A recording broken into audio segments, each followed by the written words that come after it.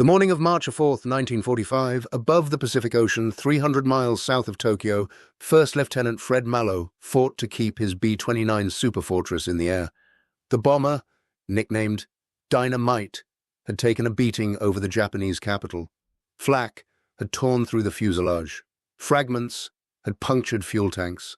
The number 3 engine was running rough, coughing black smoke that streaked past the cockpit window. His fuel gauges read critical. The mathematics were simple and unforgiving. Tinian, his home base in the Marianas, lay 1,500 miles to the south.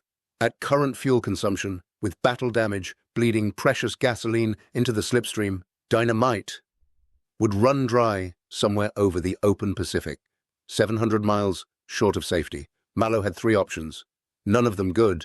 He could order his 11-man crew to bail out over the ocean and hope the rescue submarines could find them before exhaustion or sharks did. He could attempt a controlled ditching, a maneuver that had killed more B-29 crews than enemy fighters, as the heavy bomber's tendency to break apart on water impact was well documented. Or he could try for Iwo Jima, a volcanic speck of land 8 square miles in size, where United States Marines had been fighting and dying for the past 2 weeks against an enemy that preferred death to surrender. The island's single operational airfield, Motoyama Number One, sat within range of Japanese mortars. The fighting was still so intense that no damaged aircraft had yet attempted a landing there. Malo keyed his radio and made the call that would change the course of the Pacific War. "This is Dinah Might, 9-bomb group, requesting emergency landing at Iwo Jima. We're critically low on fuel and cannot make Tinian." The response came back through heavy static. The Marines controlled the southern end of the island, including the airfield, but Japanese forces still held the northern sectors, and their artillery could reach the runway. Enemy mortars had been shelling the field intermittently all morning.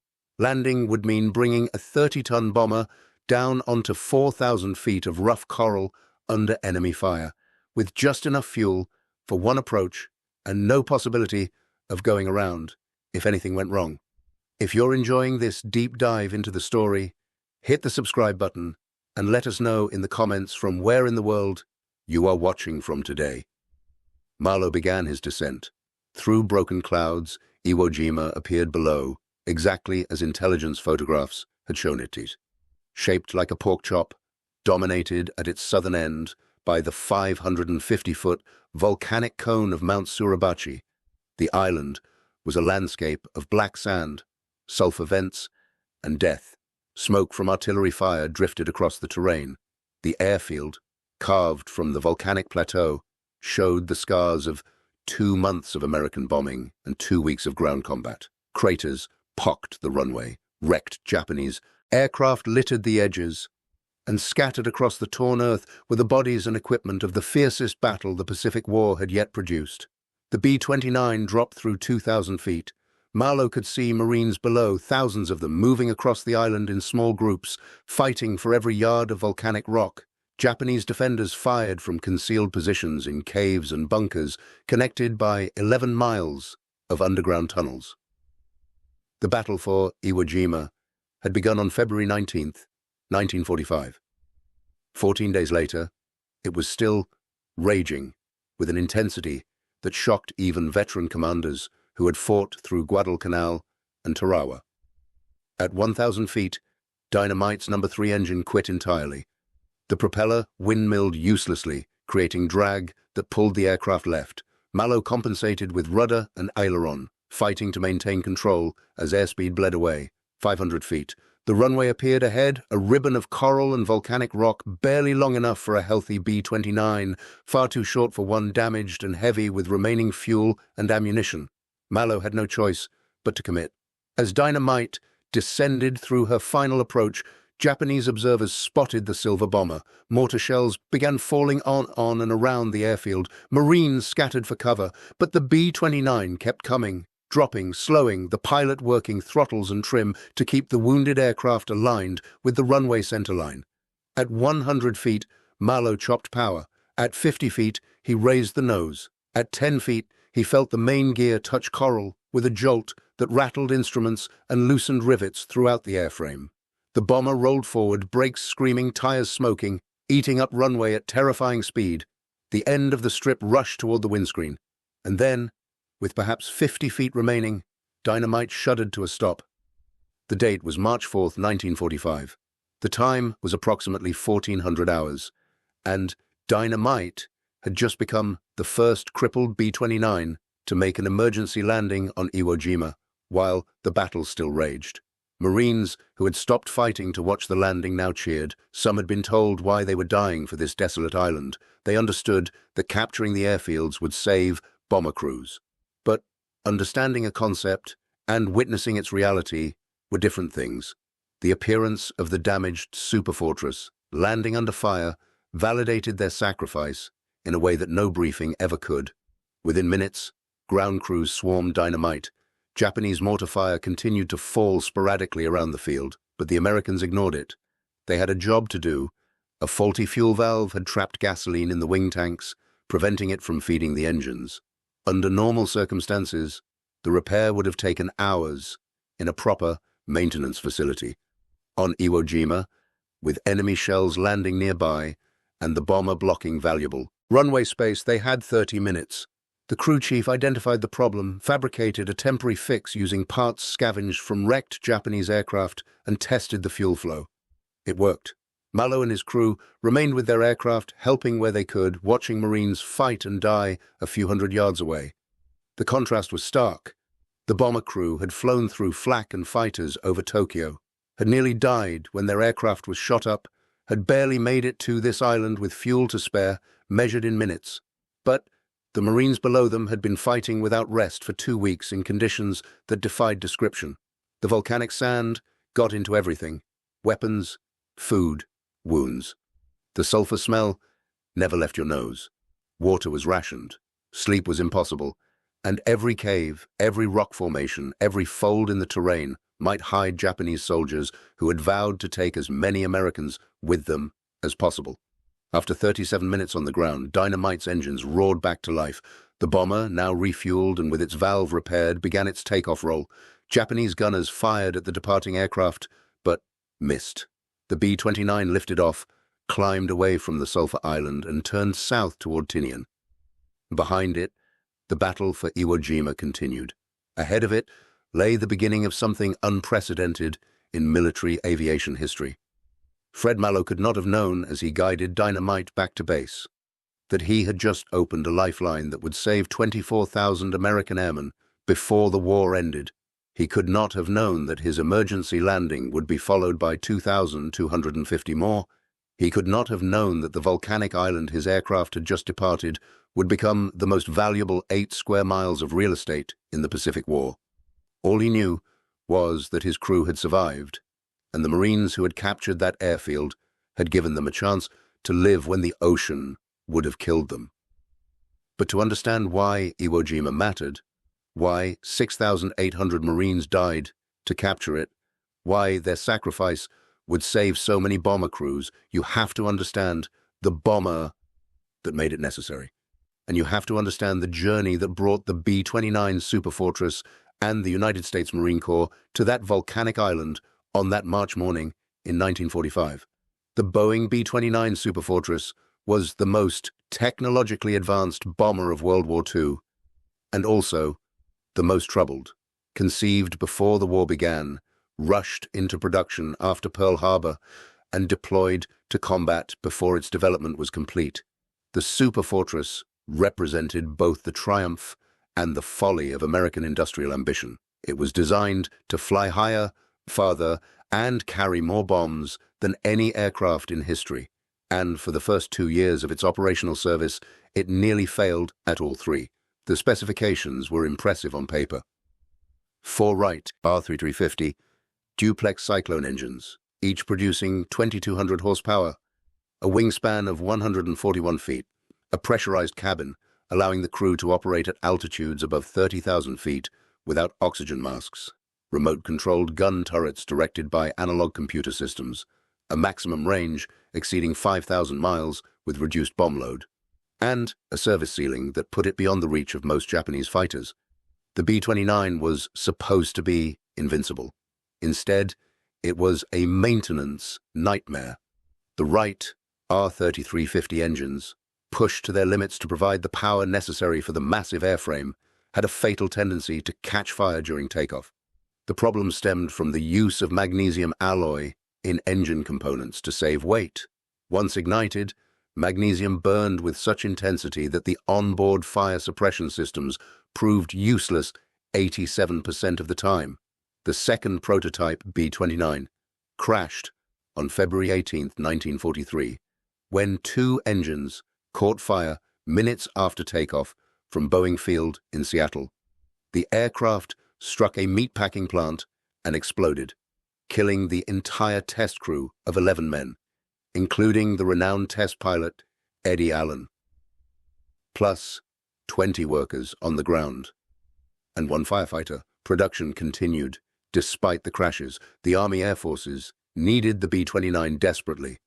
The war against Japan could not be won without a bomber capable of reaching the home islands from bases outside Japanese-controlled territory.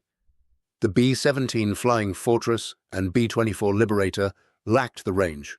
The B-32 Dominator, developed as a backup to the Superfortress, suffered from similar engine problems and inferior performance.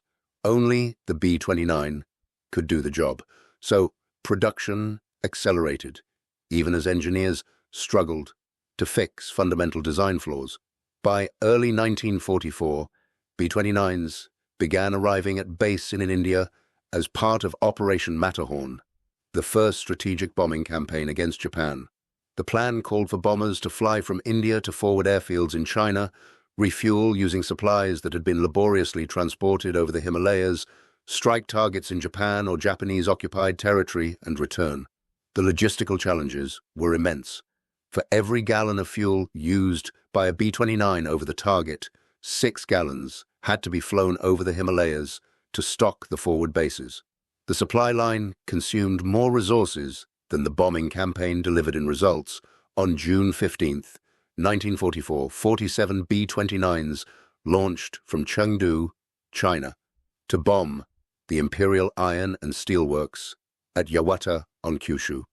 This was the first attack on the Japanese home islands since the Doolittle Raid in April 1942.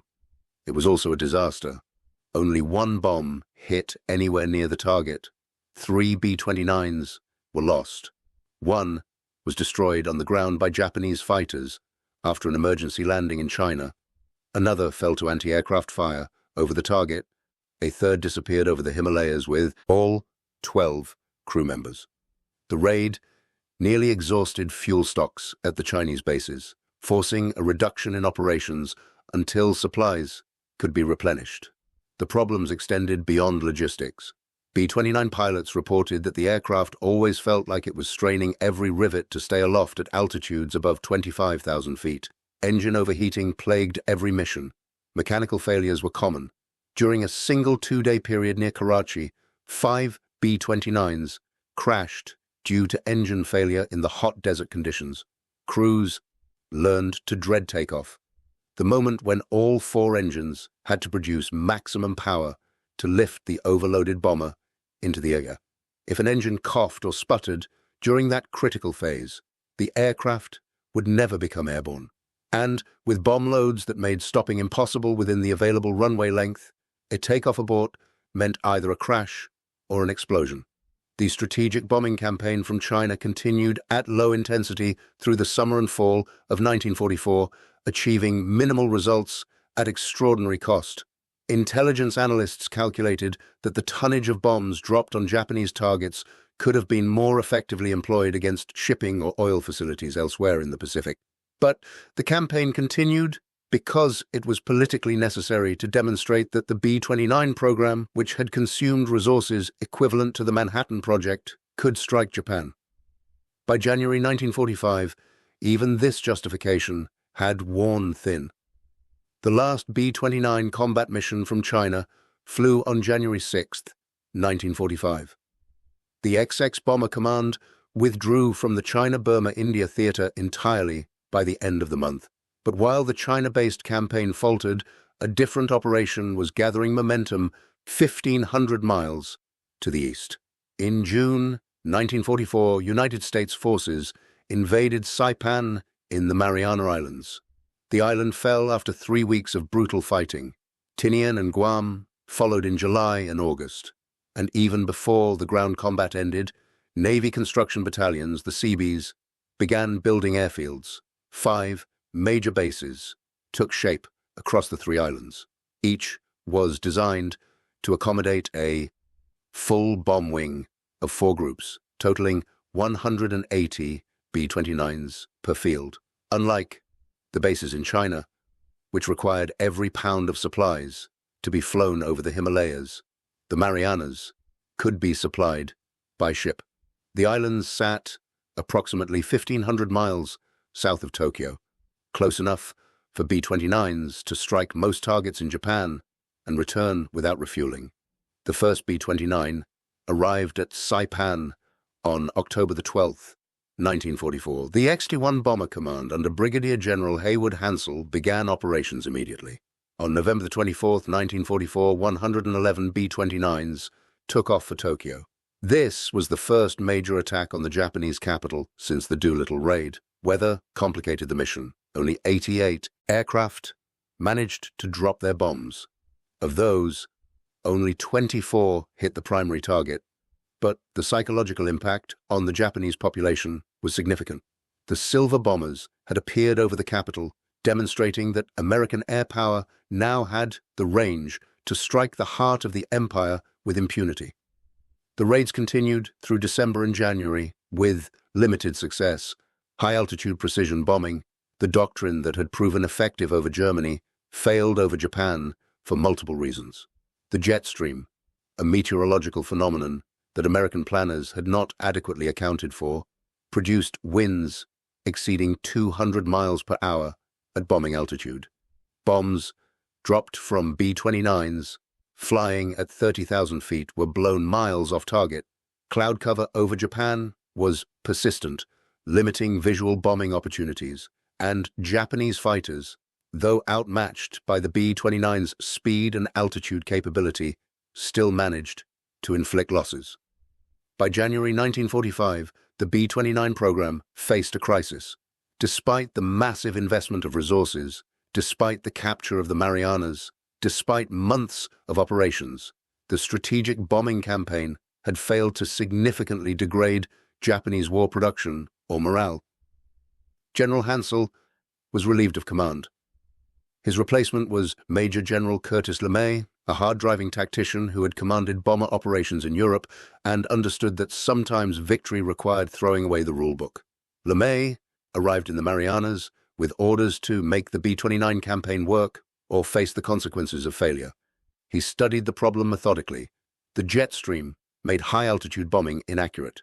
Japanese cities, built primarily of wood and paper, were vulnerable to fire but resistant to high-explosive bombs. Night fighters were less effective than day fighters, and the B-29's defensive armament, designed to protect against fighter attacks at high altitude, was largely unnecessary at night when Japanese interceptors struggled to find targets. On March 9-10, 1945, LeMay launched Operation Meeting House, the raid that would prove his theory. 334 B-29's attacked Tokyo at night, flying at altitudes between 5,000 and 7,000 feet. They carried no high-explosive bombs, only incendiaries. And, to save weight, allowing them to carry maximum bomb loads, most of the defensive guns, except the tail position, were removed. The crews thought their commanders had lost their minds. Flying a 4-engine heavy bomber at 5,000 feet over a defended target was suicide. Everyone knew that. Everyone was wrong. The low-altitude night attack succeeded beyond all projections. The B-29's dropped 1,665 tons of incendiary bombs on northeast Tokyo. The resulting firestorm consumed almost 16 square miles of the city. Perhaps 100,000 civilians died. 1 million were left homeless. The single raid inflicted more destruction than any air attack in history, exceeding even the atomic bombings that would follow 5 months later, and B-29 losses were lower than they had been during high-altitude daylight raids. LeMay had found the formula. For the next 5 months, the B-29's would systematically burn Japan's cities, one after another, in raids that shattered the nation's will to continue fighting. But even as the strategic bombing campaign intensified, another problem demanded attention. The B-29's were still dying. Not from Japanese fighters or flak, though those threats remained. They were dying from mechanical failures, from battle damage that would have been survivable with a closer emergency landing field, from running out of fuel on the long return flight to the Marianas. The mathematics were brutal. A B-29 departing Tinian for a target like Tokyo faced a round-trip flight of approximately 3,000 miles. Headwinds could extend that distance. Battle damage could increase fuel consumption. Engine failures could force aircraft to operate on reduced power, and if anything went wrong during the final hours of the mission, there was nowhere to land between Japan and the Marianas except the open Pacific. Ditching a B-29 at sea was nearly always fatal. The aircraft was too heavy, too fast, and too fragile to survive water impact intact. The fuselage tended to break apart on contact. Crew members in the forward and aft pressurized compartments often died in the crash or drowned before they could escape. Those who made it out faced the vastness of the Pacific Ocean, where rescue depended on air-sea rescue aircraft finding them before exposure, exhaustion, or sharks finished what the ditching had started. The survival rate for B-29 crews that ditched at sea was approximately 50%. That meant one ditching killed an average of 5 or 6 men from an 11-man crew. The solution to this problem had been identified as early as September 1944 during strategic planning conferences in San Francisco. Iwo Jima, a volcanic island in the Bonin volcano chain, sat almost exactly halfway between Tokyo and the Marianas. The Japanese had built 3 airfields on the island. If those airfields could be captured and expanded, they would provide an emergency landing site for damaged B-29's. They would also eliminate the Japanese early warning radar station on city at the island, which gave mainland defenses 2 hours' notice of incoming raids. And they would provide a base for P-51 Mustang fighters to escort the bombers all the way to Japan and back. The decision was made. Iwo Jima would be taken. The cost would be high. Intelligence estimates predicted the island would fall in 1 week. The Marines would fight for 5. If you find this story engaging, please take a moment to subscribe and enable notifications. It helps us continue producing in-depth content like this. The island of Iwo Jima is 8 square miles of volcanic rock and sulfur, located 650 nautical miles south of Tokyo. Its name means Sulphur Island, a reference to the yellow deposits that stain the black sand and the steam vents that emit noxious fumes across the landscape.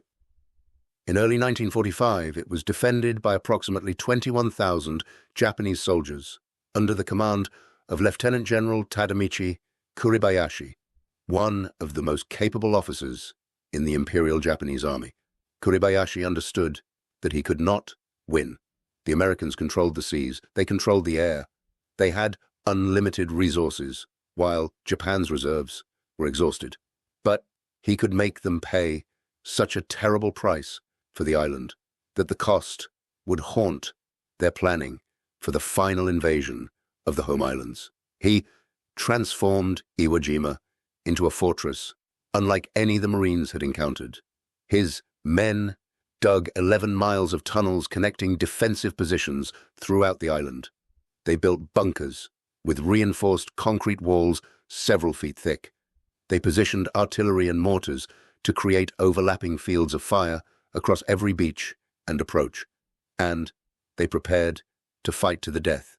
The American assault began at 6:45 on the morning of February 19th, 1945, when Admiral Richmond Kelly Turner gave the order to land the landing force. Naval guns thundered, aircraft attacked, and 30,000 Marines of the 4th and 5th Marine Divisions hit the beaches in the first wave. They arrived within 2 minutes of H-hour, testimony to the precision of naval planning and execution. But precision could not protect them from what came next. The Japanese had been ordered to hold their fire until the beaches were packed with men and equipment. When Kuribayashi's artillery opened up. The Marines found themselves trapped on volcanic sand that made movement nearly impossible and provided no cover from the storm of shells and bullets. Casualties mounted with horrifying speed. Men who had survived Guadalcanal and Tarawa had never seen anything like Iwo Jima. The island fought back with a viciousness that defied description. The battle plan called for Mount Suribachi, the volcanic cone dominating the southern end of the island, to be secured within 2 days. It took 4. On February 23rd, Marines raised an American flag on Suribachi's summit. The moment was captured in one of the most iconic photographs of the war. But the flag raising did not mean the battle was over. It meant the battle for the southern third of the island was complete. 2/3 remained, including the airfields that were the primary objective. The fighting moved north into terrain that favored the defenders. Ravines, caves, and rock formations provided endless positions for Japanese soldiers to fire from concealment. Every yard of advance required grenades, flamethrowers, demolition charges, and the raw courage of Marines who knew that death was waiting in every shadow. Casualties among junior officers were staggering. 19 of 24 battalion commanders became casualties. One company that landed with 133 Marines departed the island with 9. But the Marines kept moving forward. By March 4th, 1945, 2 weeks into the battle, they had degraded Kuribayashi's defenses to the point where many Japanese heavy weapons were out of action. Airfield Number 2 in the center of the island had been secured after desperate fighting. The southern airfield, Motoyama Number One, had been in American hands for over a week. Seabees and Marine engineers worked under fire to repair the runway, fill craters, and clear wrecked Japanese aircraft from the approaches. It was operational, barely, though Japanese mortar fire still reached it intermittently. That was when Fred Malo brought Dinah Might down through the clouds and demonstrated that the sacrifice of 6,800 dead Marines had just saved its first lives. Within days of Dinah Might's landing, more damaged B-29's began using Iwo Jima as an emergency field. On March 16, 1945, the island was declared fully operational for emergency landings, though fighting continued in the northern sectors. On March 26th, the island was declared secured, though small groups of Japanese soldiers would continue hiding in caves for years, some not surrendering until 1949. The final statistics of the Battle of Iwo Jima tell a story of sacrifice that few military operations can match. 26,000 American casualties, including 6,800 killed. Of the approximately 21,000 Japanese defenders, only 216 survived to be taken prisoner. The casualty rate was 1 in 3 for every American who landed on the island. Some units suffered worse. The 5th Marine Division arrived in 22 transports, but required only 8 when it departed. Fleet Admiral Chester Nimitz, commander of the Pacific Fleet, would later say that among the Americans who served on Iwo Jima, uncommon valor was a common virtue. 27 Marines and Navy corpsmen were awarded the Medal of Honor, 14 posthumously. And in the months that followed, the purpose for which they had fought and died became clear with every B-29 that landed on the runways they had captured. The numbers accumulated slowly at first, then accelerated. 50 emergency landings by the end of March, 100 by mid-April, 200 by early May. Each landing represented 11 men who would have died in the Pacific if the island had remained in Japanese hands. Each crew saved was 11 highly trained specialists whose loss would have been irreplaceable. B-29 crew training took months and cost hundreds of thousands of dollars per man. The aircraft themselves cost over $500,000 at each, 5 times the price of a British Lancaster bomber. Losing crews and aircraft to ditching was not just tragic, it was strategically unsustainable. The pattern of emergency landings revealed the brutal arithmetic of the air war against Japan. Engine failures caused by the temperamental Wright R-3350 accounted for the majority of diversions. Battle damage from flak and fighters created fuel leaks, hydraulic failures, and structural problems that made the long flight back to the Marianas impossible. Weather fronts between Japan and the Marianas could scatter formations and create navigation problems that left aircraft lost and low on fuel. And Simple mechanical failures, the kind that plagued any complex machine pushed to its operational limits, continued to ground B-29's at a rate that shocked even experienced maintenance officers. The emergency landing procedure became standardized as spring turned to summer in 1945. A damaged B-29 approaching Iwo Jima would radio ahead, reporting its condition and the nature of the emergency. Controllers on the island would assess the situation and clear a runway. Crash crews would position fire trucks and ambulances. Medical personnel would prepare to receive wounded crew members. And Marines and Seabees working on the airfields would pause to watch another silver bomber drop from the clouds, often trailing smoke, sometimes with engines out, always flying on the edge of disaster. Lieutenant Harry George, a co-pilot with the 6th Bomb Group, based on Tinian, experienced the reality of Iwo Jima's value on a mission to Tokyo in the spring of 1945. His B-29 was hit by flak over the target. Fragments tore through the fuselage, wounding the tail gunner and twisting the airframe so severely that the pilot could only turn left. The aircraft commander, Captain Gus Clay, fought to maintain control as they left Japanese airspace. The damage was catastrophic. Holes in the fuselage, large enough to walk through. The pressurization system destroyed. The wounded gunner, unconscious and bleeding in the rear compartment, and fuel streaming from punctured tanks. The crew gave the gunner 3 pints of plasma and morphine. He thought he was going to die. The engineer reported they were about to run out of fuel. Controllers at Iwo Jima initially suggested they ditch near the beach, but Clay refused. The wounded gunner would not survive a ditching. They had to try for a landing. As they began their approach, the engines started cutting out. They were out of gas. Clay pulled the aircraft up to 1,200 feet and rang the bailout bell. The crew jumped. All survived, except one whose parachute failed to open. The pilots stayed with the aircraft, fighting to guide it away from the Marine positions below. The B-29 crashed in the volcanic sand, but because of Iwo Jima, because Marines had died to capture those airfields, 9 of George's crew members lived through a mission that should have killed all 11. Not every emergency landing ended safely. Some aircraft came in too fast and overran the runway, crashing into the rocks at the far end. Others approached too slow and stalled, falling the final 100 feet onto the coral surface. Hydraulic failures left landing gear retracted, forcing belly landings that destroyed aircraft but often allowed crews to walk away. Structural damage sometimes caused aircraft to break apart on touchdown, but the survival rate for crews that made it to Iwo Jima was dramatically higher than for those forced to ditch at sea. The wounded tail gunner from Harry George's crew, whose name was Hitchcock, survived his injuries. George and a limited crew later flew to Guam to visit him in the hospital. Hitchcock couldn't talk well, but he recognized them. After expressing their feelings for him, they left thinking that at least Hitchcock had lived through the war. The rest of the crew would have to sweat out surviving 15 more combat missions. The trip back to Tinian from Iwo Jima was in a plane. Some other crew had been forced to leave at Iwo because of engine problems caused by enemy fire. This became standard practice. Crews would fly the plane they brought back from Iwo until their own aircraft had been repaired and returned to Tinian. By July 1945, the peak month of B-29 operations, Iwo Jima was handling over 800 landings. The majority were routine refueling stops, not emergencies.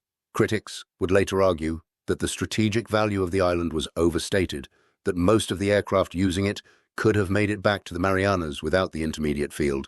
But this argument ignored the psychological value of knowing the island was there. B-29 crews flew more aggressively, pressed attacks harder, and took greater risks, knowing that if their aircraft was damaged, they had a safe haven halfway home. The confidence that Iwo Jima provided was itself a combat multiplier. The tactical missions flown from Iwo Jima added another dimension to its strategic importance. In April 1945, as American forces invaded Okinawa, Japanese kamikaze attacks on the invasion fleet reached crisis levels. Hundreds of suicide aircraft dove into American ships, killing thousands of sailors and threatening the success of the entire operation. The kamikaze planes, staged from airfields on Kyushu, the southernmost Japanese home island, destroying those aircraft on the ground became an urgent priority. The Ita 1 Bomber Command received orders to divert from strategic targets and strike the airfields on Kyushu. Between April the 17th and May 11th, 1945, B-29's flew 95 tactical missions against Japanese airfields. They dropped 8,116 tons of fragmentation and general-purpose bombs on runways, hangars, and aircraft dispersal areas. The results were devastating.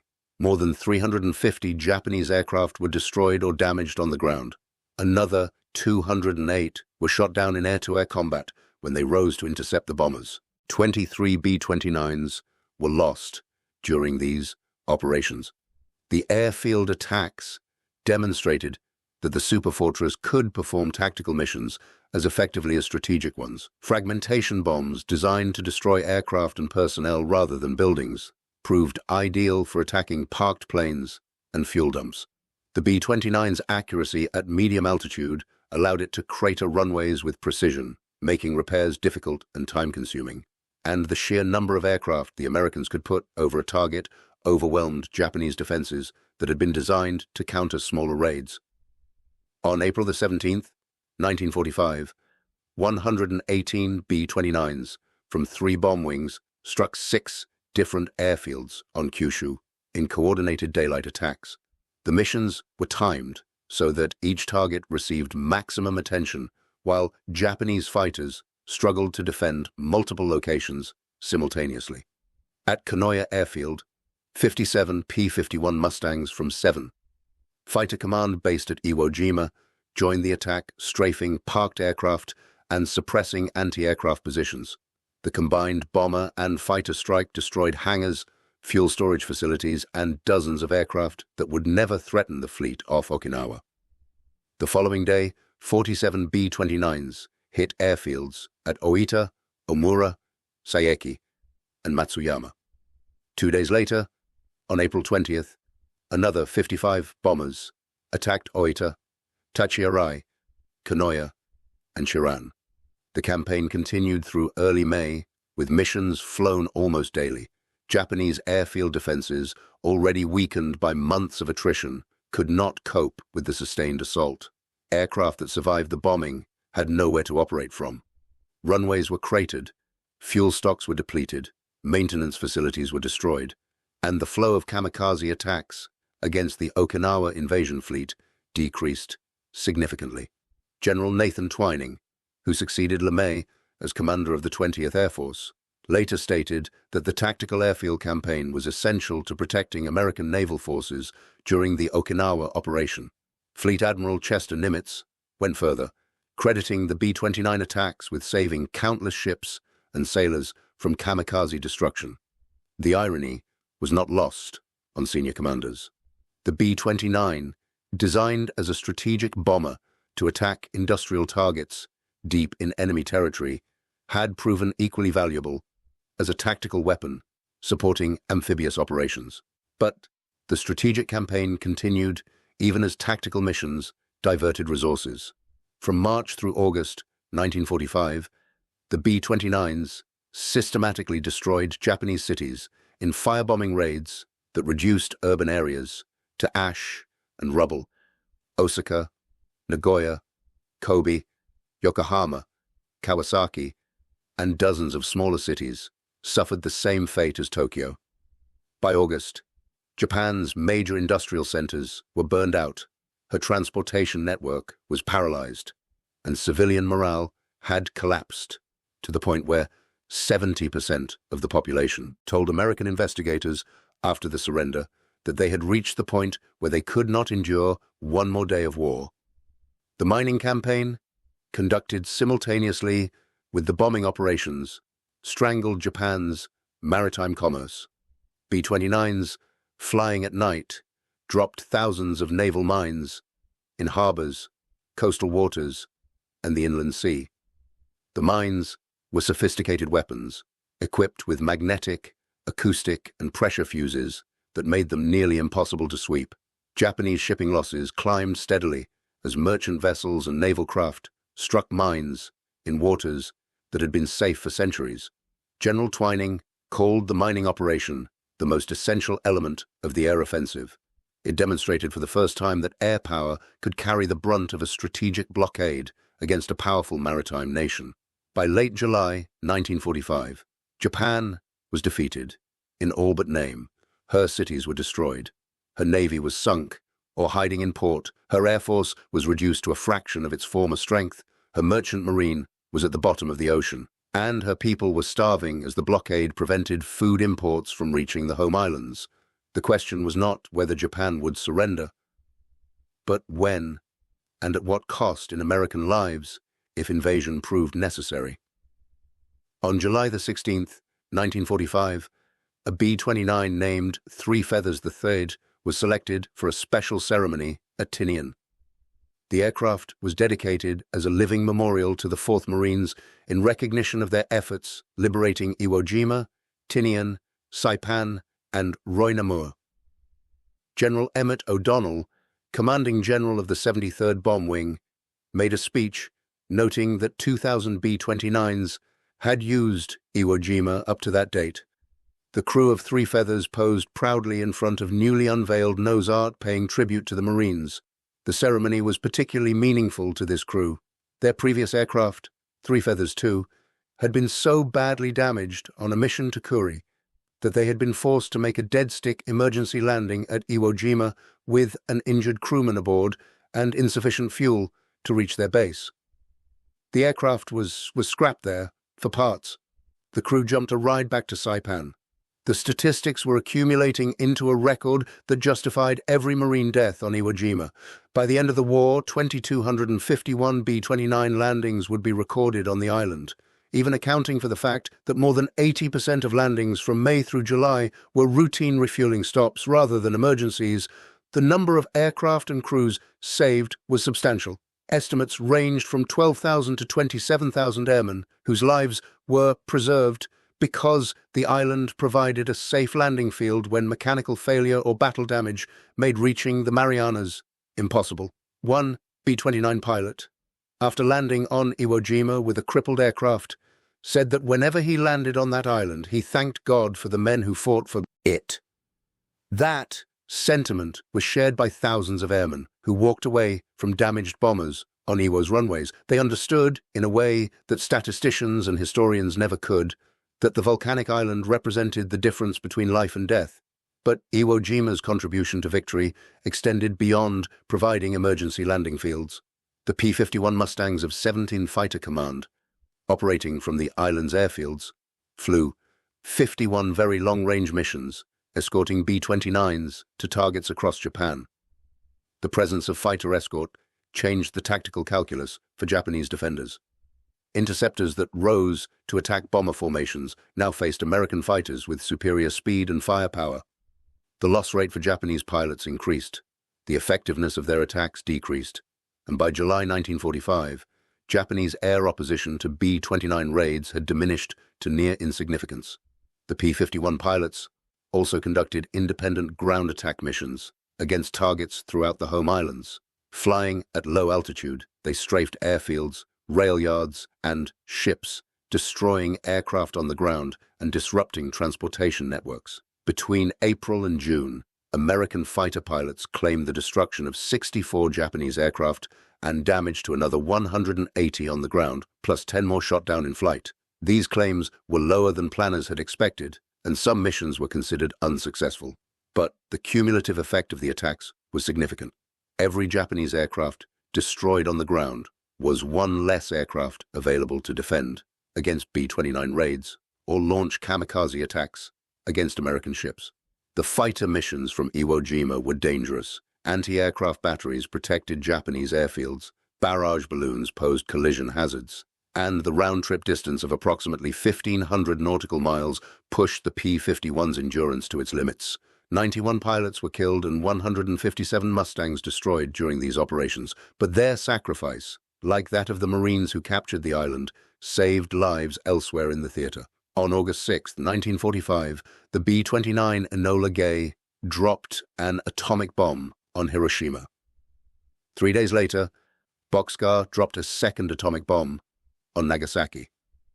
Neither aircraft landed at Iwo Jima during their missions, though the island was available as an emergency divert option if fuel or mechanical problems developed. The availability of that option reduced risk during the most important bombing missions in history. On August 14, 1945, Japan announced its surrender. The war was over.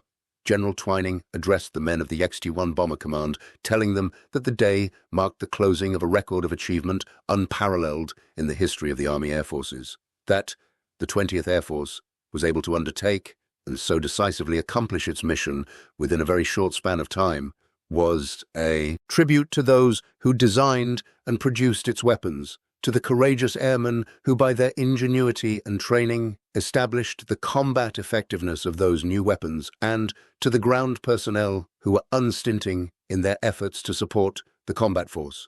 He did not mention the Marines, but the airmen knew.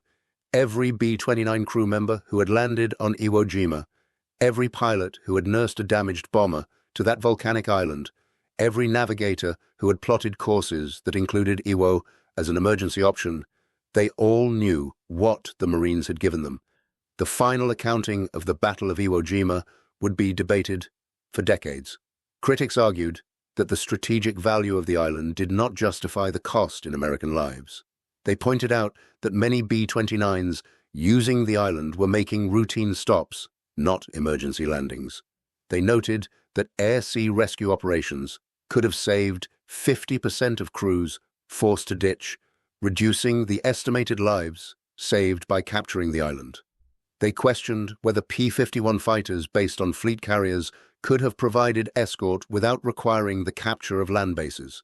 The arguments had merit from a purely statistical perspective, but statistics could not capture the psychological value of knowing the island was there. They could not measure the combat effectiveness gained when crews flew more aggressively because they had a safe haven if things went wrong. They could not quantify the relief a pilot felt when, with engines failing and fuel running low, he saw the volcanic cone of Mount Suribachi appear through the clouds. And they certainly could not explain to the families of 24,000 airmen that their sons and husbands should have been written off because the cost-benefit analysis of capturing Iwo Jima was questionable. Fred Malo, the pilot of Dinah Might, returned to the United States after the war ended. His emergency landing on March 4, 1945, had opened the lifeline that saved thousands. He did not claim credit for that achievement. He had simply done what the situation required, landing a damaged aircraft on an island where Marines were still fighting and dying. The Marines had given him and his crew a chance to survive. That was all that mattered. Dinah Might return to Iwo Jima on April 12, 1945. The aircraft took heavy battle damage during a mission to Japan and was abandoned on the island, then salvaged for parts to keep other B-29s flying. It was a fitting end for the bomber that had demonstrated the island's value. Stripped of everything useful, it disappeared into the same volcanic sand that had swallowed so much else during those terrible weeks in February and March. The 9th Bomb Group, to which Dinah Might belonged, flew raids against Japan throughout the final 7 months of the war. The group's personnel, 2,200 men and 45 aircraft, contributed to the strategic bombing campaign that destroyed Japanese cities and broke civilian morale. They lost aircraft and crews to flak, fighters, mechanical failures, and weather, but they kept flying. That was what was required.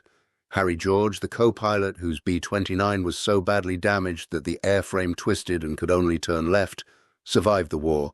After the airplane was hit and they fought their way toward Iwo Jima with a dying gunner in the rear and fuel streaming from punctured tanks, after the crew bailed out when the engines quit and George's parachute deployed successfully, he landed safely on the island.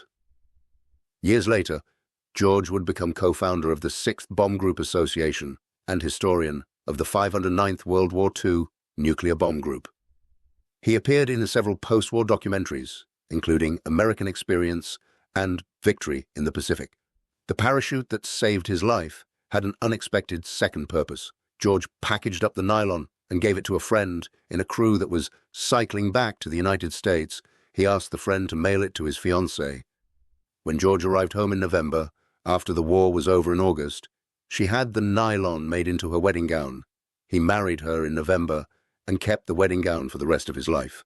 The parachute that brought him safely to Iwo Jima, the island that Marines had died to capture, became a wedding dress. It was the kind of transformation that war sometimes allowed. The Wright R-3350 engine, the source of so many B-29 failures and emergencies, was eventually fixed.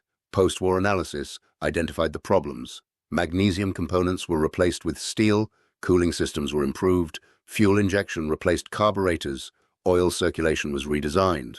The engines that had killed test crews and caused emergency landings throughout the Pacific campaign became reliable power plants in the post-war years, powering aircraft like the Douglas DC-7 and Lockheed's Super Constellation. But the fixes came too late for the men who flew combat missions with engines that could catch fire at any moment. The B-29 itself had a brief post-war career. The aircraft served in Korea, flying bombing missions against North Korean targets from 1950 to 1953. Soviet MiG-15 jet fighters proved capable of intercepting the Superfortress at altitude, and several were shot down. But the B-29 also scored victories, with one bomber shooting down 3 MiGs in a single engagement and surviving the war to account for 2 more. By the late 1950s, the B-29 was retired from frontline service, replaced by jet-powered bombers that flew higher and faster than the Superfortress had ever been designed to achieve. Today, only 2 airworthy B-29s remain. One, nicknamed Fifi, is maintained by the Commemorative Air Force and flies at air shows across the United States. The other, Doc, was restored by volunteers in Wichita, Kansas, and returned to flight in 2016. 22 additional B-29s are preserved at museums worldwide. The rest, nearly 4,000 aircraft, were scrapped or abandoned. Some still sit on remote Pacific islands, slowly dissolving into rust. Others were cut apart and melted down for scrap metal. A few crashed in locations so remote that their wreckage will never be recovered. Iwo Jima today is part of Japan, administered by the Tokyo metropolitan government. The island is closed to the public, except for occasional commemoration ceremonies. The airfields are abandoned, the tunnels are sealed, the beaches where Marines died are empty, except for the ghosts of that terrible battle. The Japanese government has allowed limited archaeological work to recover remains of the 21,000 defenders who died there. American remains were mostly recovered in the years immediately after the war, though some continue to be found and identified through DNA analysis. On the 19th of February each year, veterans gather to remember the battle. Fewer come each year as age claims what enemy bullets did not. They speak of friends who never left the island. They describe fighting that defied belief. And they try to explain to younger generations what it meant to fight for 8 square miles of volcanic rock that seemed worthless to everyone except the men who needed it to survive. The story of Iwo Jima and the B-29's it saved is ultimately a story about the hidden costs and benefits of war. 6,800 Marines died to capture airfields that saved the lives of 24,000 airmen. The arithmetic seems favorable, but the mathematics of sacrifice cannot account for individual loss. Every Marine who died on that island left behind family, friends, and futures that would never be realized. Every airman who landed safely on those runways carried the knowledge that he lived because others had died. Fred Malo's emergency landing on March 4, 1945, created a precedent that saved thousands. But Malo did not capture the island. He simply used what the Marines had given him. The 2,250 B-29 landings that followed were possible only because men had fought through sulfur and fire to seize and hold that volcanic ground. The connection between the sacrifice and the salvation was absolute. Chester Nimitz said that among the Americans who served on Iwo Island, uncommon valor was a common virtue. That statement honored the Marines who fought there, but it also described the B-29 crews who flew missions knowing that engine failure or battle damage could send them into the Pacific. It described ground crews who kept aircraft flying despite impossible maintenance conditions. It described commanders who made decisions that cost lives, but saved more. Valor was common because the circumstances demanded it from everyone. The debate about whether Iwo Jima was worth the cost will continue as long as historians study the war. Statistics will be analyzed, alternative scenarios will be proposed, cost-benefit calculations will be refined. But for the men who brought damaged bombers down onto those runways, there was never any question. The island was worth exactly what it cost, because it gave them something that cannot be quantified or calculated. It gave them their lives. Thank you for watching. For more detailed historical breakdowns, check out the other videos on your screen now, and don't forget to subscribe.